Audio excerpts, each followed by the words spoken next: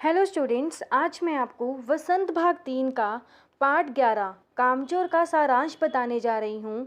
इस पाठ की लेखिका स्तंभ चुगताई हैं। पाठ का सारांश। प्रस्तुत पाठ हास्य व्यंग्य से भरपूर है, जिसमें अमीर घर के उन बच्चों की शरारतों का वर्णन है जिन्हें बचपन में काम करने की आदत नहीं डाली गई है, इसलिए वे आलसी और निकम्मे हो गए हैं।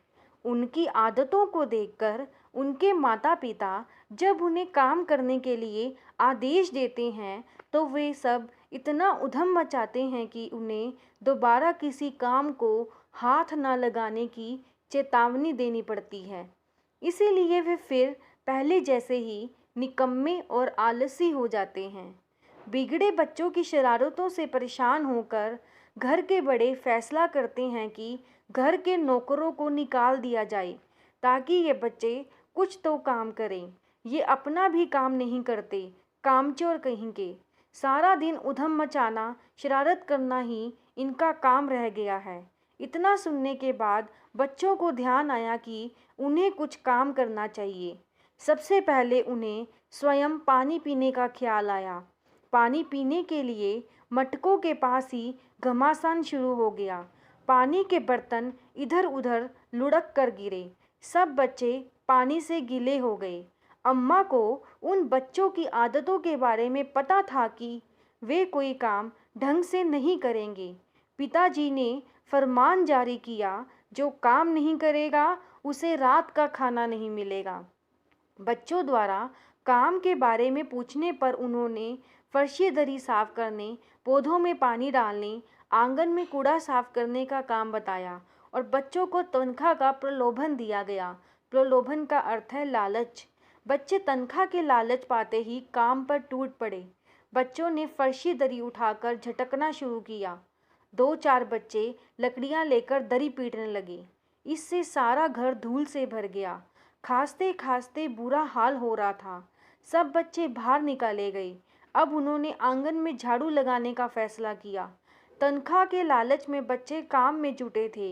एक झाड़ू उनके बीच में टूट टूट कर बंटने लगी। अचानक उन्हें ध्यान आया कि पानी छिड़क देने से धूल कम हो जाएगी। उन्होंने तुरंत दरी पर पानी छिड़का। पानी और धूल के मिलने से दरी कीचड़ में सन चुकी थी। अब सभी को आंगन से निकाला गया। अब बच्चों को पौधों में पानी देने का ध्यान आया। वे घर की सारी बाल्टियां, लोटे, तसले भिगोने लेकर नल की ओर भागे। नल पर इतनी भगदड़ मची कि जल्दी भरने के चक्कर में नल के नीचे बर्तनों की ठूसम ठास थी। इस धक्का मुक्की और मारपीट करने से बच्चे कीचड़ में लथपथ हो गए। पड़ोस के नौकरों से 4 आने प्रति बच्चे के हिसाब से उनको नहलवाया गया।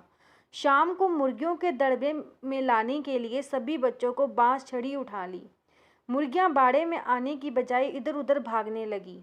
इसी बीच किसी को ख्याल आया, चलो भेड़ों को दाना खिलाया जाए।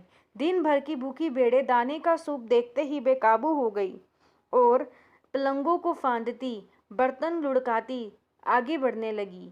तख्त पर बानो दीदी के दुपट्टे पर मैगनी का छिड़काव करती हुए दौड़ रही थी। इसी बीच भेड़ें सूप के दाने को भूलकर तरकारी वाली की टोकरी पर टूट गई। वह जो मटर की फलियां तोलकर रसोइये को दे रही थी। उसने अपना बचाव करना चाहा, पर सब बेकार।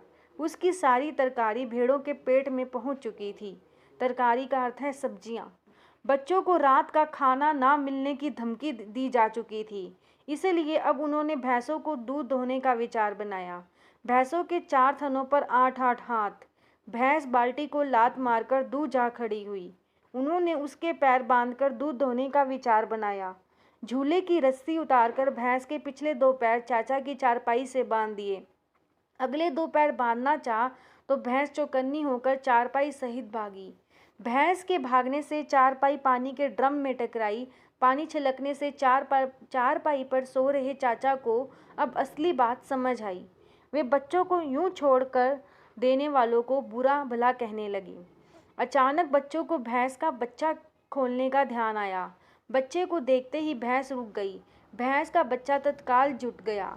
इधर बच्चे भी अपने अपने बर्तन लेकर लपके।